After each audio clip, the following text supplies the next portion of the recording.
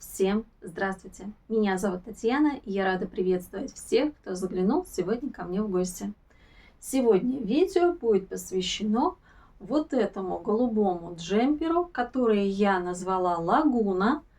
Этому поспособствовало две причины. Первая – цвет, нежный голубой цвет у этого изделия. И второе, что идея вязания, конструкция ко мне пришла именно на отдыхе, когда мы отдыхали на море. Это изделие связано крючком. Здесь использован узор. Это не сетка, это именно узор. Как он вяжется, мы с вами увидим чуть позже. Вязала я его из пряжи пехорка жемчужная. Известная пряжа. Я люблю пехорку жемчужную. Здесь в составе 50% хлопок, 50% вискоза. В 100 граммах 425 метров. Цвет 519, винирин башмачок. За счет вискозы такой легкий меланжевый эффект дает эта пряжа. Пряжа, я ее вязала только в крючке. На сегодняшний момент спицами в одну нить я из нее никогда не вязала. Значит, вес изделия, это все я вам скажу чуть позже. Что хочу сказать. Вот этот узор, он прекрасно будет смотреться не только на пряже вот такой, которую я выбрала, но и на пряже более теплого состава. Узор мне очень понравился, не требует подклада, в принципе, не нужно надевать маечку, очень хорошо все смотрится. И, конечно, такой узор вполне можно использовать и для более теплых изделий. На пушистой пряже будет очень хорошо смотреться в составе, которые есть, например, альпака или мохер. Ну, мне очень узор понравился. И вообще, как выглядит изделие, все меня очень устраивает. Привлекают взгляды. Люди обращают внимание, говорят, что очень красиво смотрятся вот мои знакомые. И это всегда очень приятно, когда мы можем связать изделия своими руками и радоваться тому, что мы сделали. Сейчас я вам предлагаю посмотреть, как это изделие смотрится на мне, а затем будет МК Light для тех, кого заинтересует, как связать это изделие. Ну что ж, давайте посмотрим.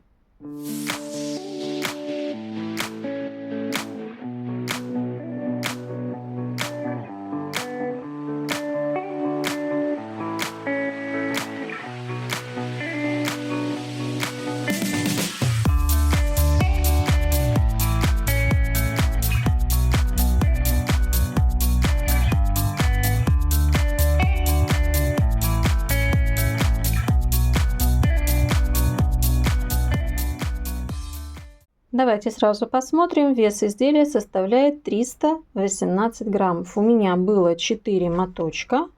У меня осталось от 4-го мотка 67 граммов.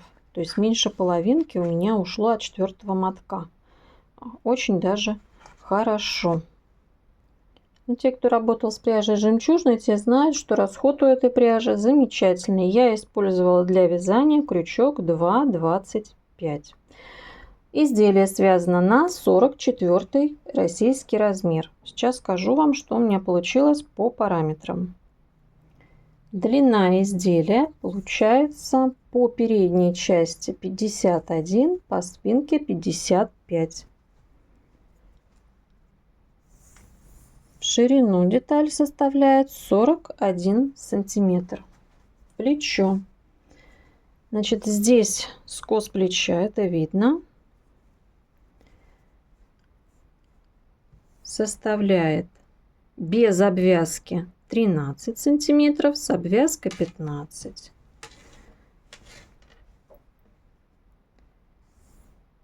«14 сантиметров» это получается у меня по пройме рукав. Длина рукава здесь у нас получается 46. Рукав прямой, поэтому снизу он чуть пошире. Получается где-то 13,5 сантиметров. Так, наверное, все я вам сказала по этому изделию. Ну а сейчас как вяжется данный узор, и уже потом основные моменты, как вязать, как окат я делала, как скос плеча. Об этом обо всем я вам обязательно подробно расскажу. Вязание отдельными деталями я начинаю всегда с набора, свободным набором, эластичный набор. Как это делается? Я уже неоднократно показывала, но покажу еще раз. Набираем 3 петли, накид на крючок, в первую петлю заводим крючок, нить протягиваем только через первую петлю, дальше нить протягиваем через 2 петли и третий раз протягиваем еще через 2 петли, накид на крючок, в основание столбика выводим петлю, протягиваем нить через одну петлю первую, дальше через 2 петли и еще через 2 петли. И так делаем столько раз, сколько нам нужно. После того, как вы набрали необходимое количество столбиков, второй ряд я всегда провязываю столбиками без накида. 1 петля подъема, поворачиваем вязание и провязываем в каждую петлю столбик без накида.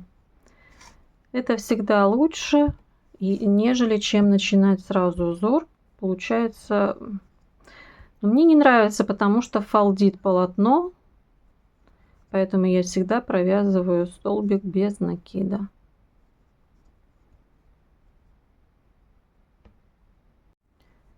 Далее мы начинаем с вами вязать узор. Узор составляет 2 ряда в высоту, 3 петли подъема. Поворачиваем вязание, накид на крючок, пропускаем первую, вторую в третью петлю, провязываем столбик с одним накидом. Вы можете провязывать либо обычный столбик, либо удлиненный. Я провязываю удлиненный. Почему? Может быть, у некоторых возникнет такой вопрос. Потому что здесь все-таки узор, напоминающий сетку. И когда провязываешь таким способом столбики, они подтянутые. Вот в этих местах ничего не провисает. Здесь вообще никакой разницы нет, какой столбик провязывать. Никак на узор не влияет. Поэтому провязывайте так, как вам нравится. Далее воздушная петля, накид на крючок, возвращаемся в первый столбик и провязываем столбик с одним накидом. Воздушная петля, накид на крючок, пропускаем, смотрите, 1, 2, в третью петлю, столбик с одним накидом, воздушная петля и возвращаемся в первую петлю, столбик с одним накидом, воздушная петля, и так повторяем весь ряд. Дошли до конца ряда.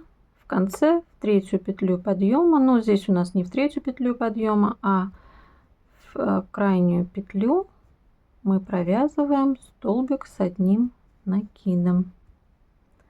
Воздушную петлю я уже не делала после галочки. Второй ряд, 3 петли подъема, поворачиваем вязание. Первый столбик, вот у нас первый столбик, провязываем столбик с одним накидом, воздушная петля, и теперь мы провязываем вот в этот столбик, столбик с одним накидом, воздушная петля, и теперь вот сюда провязываем столбик с одним накидом.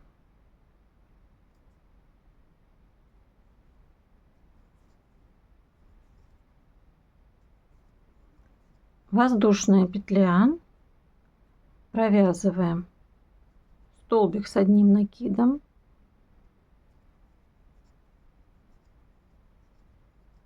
Воздушная петля, возвращаемся и провязываем столбик с одним накидом. У нас такие скрещенные столбики получаются. И так провязываем до конца. В конце у нас также должно быть 2 столбика с одним накидом. И в конце делаю воздушную петлю и провязываю первый столбик с одним накидом. И в третью петлю подъема второй столбик с одним накидом.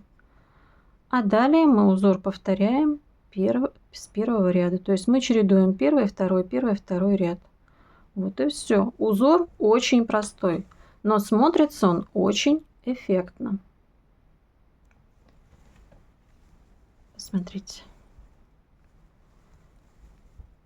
И я бы такой узор рекомендовала использовать абсолютно. Он будет хорошо смотреться на любой пряже. Итак, изделие связано отдельными деталями. Здесь прямое полотно. Значит, вот этот наборный край. У меня 82 столбика я набирала и вязала вверх прямо. Спинка у меня длиннее. Сейчас скажу, сколько у меня спинка сантиметров составляет.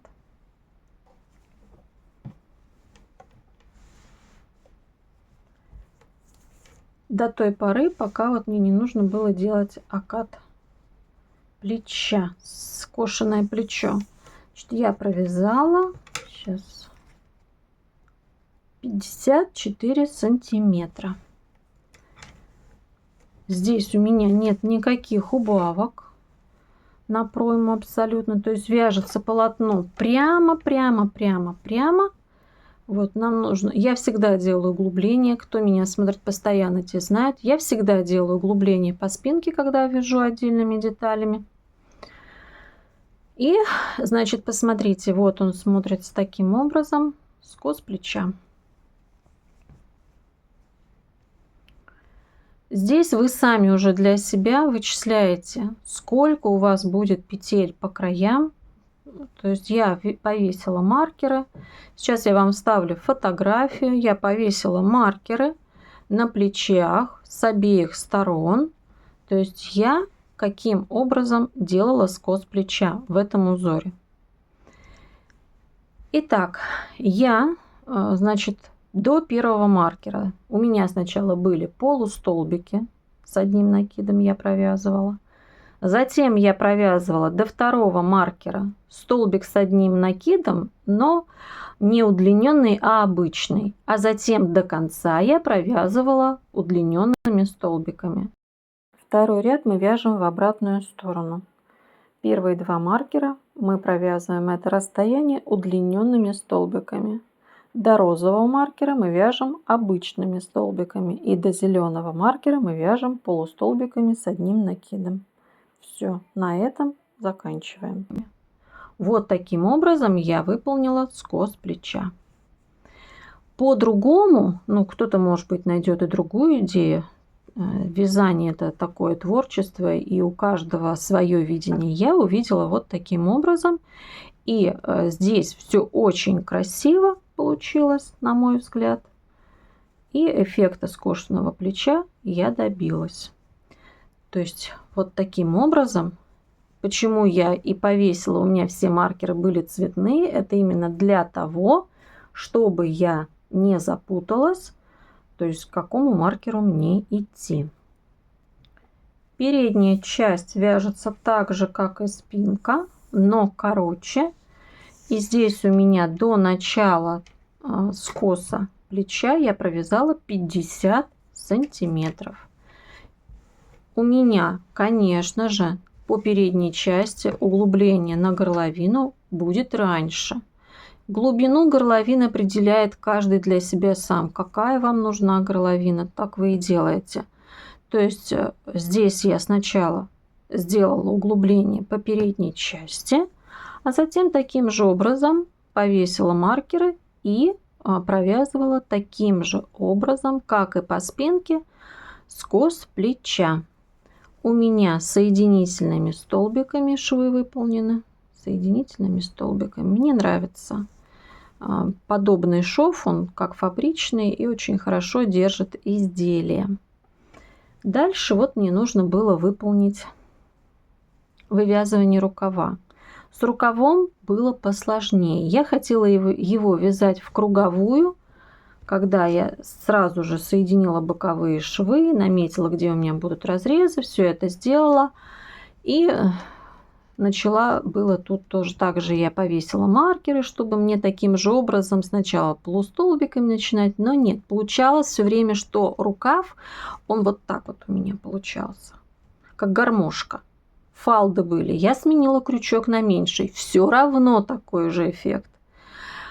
В общем, 3 раза я пыталась тут начать, но у меня ничего не вышло так, как мне хотелось. И я решила, что буду вязать рукав снизу вверх.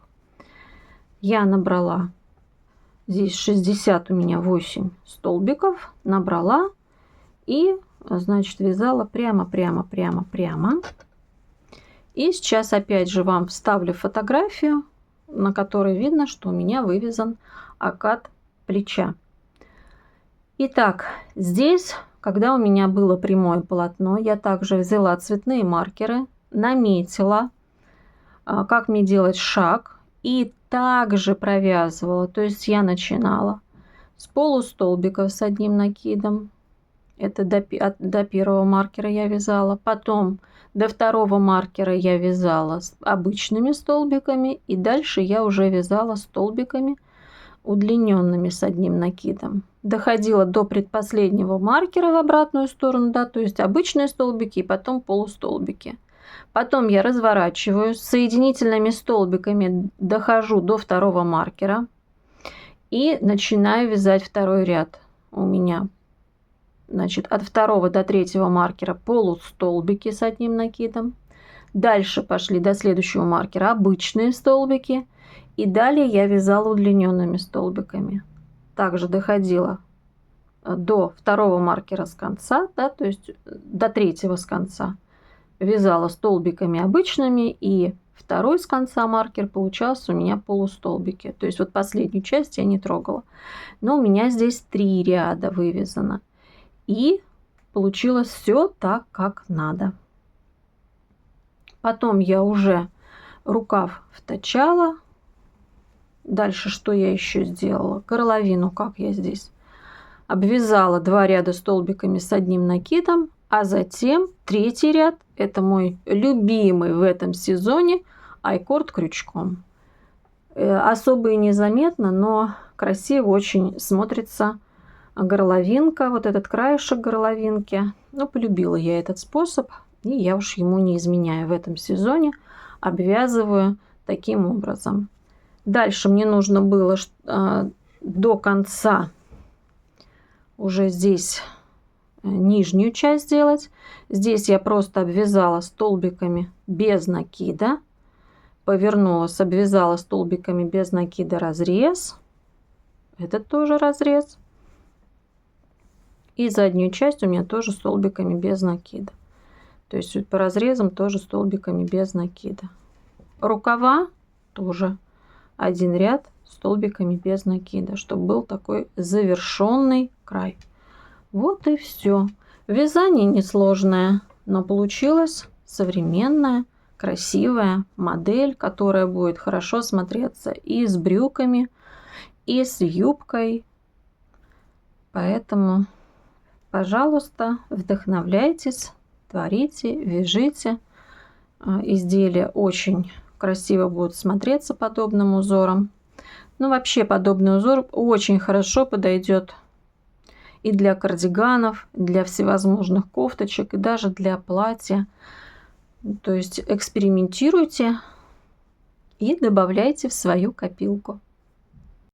И как всегда в конце видео я хочу вам сказать: вдохновляйтесь, творите, создавайте, будьте неповторимы. Ну а я с вами прощаюсь совсем ненадолго. До новых встреч. Пока-пока.